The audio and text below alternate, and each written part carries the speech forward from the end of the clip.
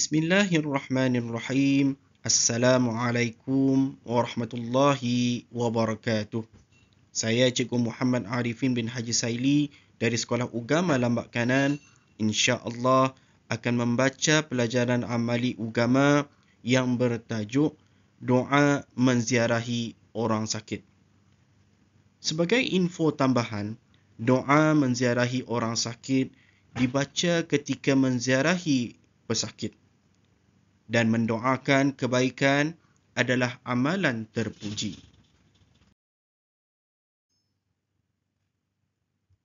Doa menziarahi orang sakit.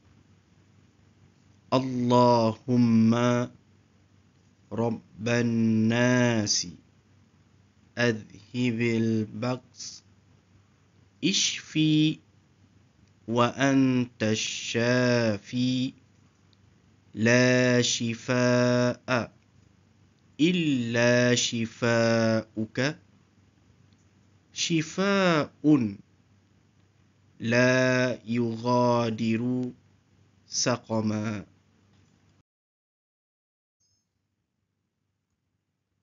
Ya Allah, Tuhan yang memelihara manusia, hilangkanlah segala penyakit, sembuhkanlah dia, Engkaulah yang menyembuhkan.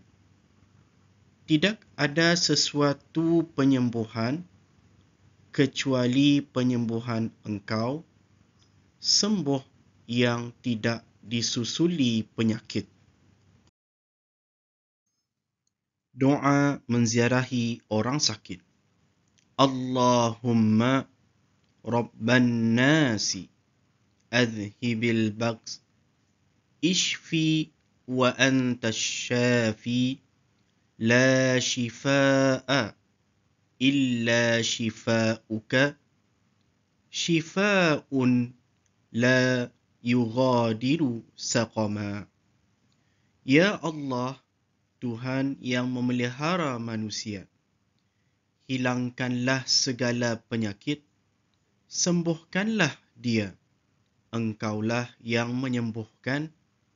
Tidak ada sesuatu penyembuhan kecuali penyembuhan Engkau, sembuh yang tidak disusuli penyakit.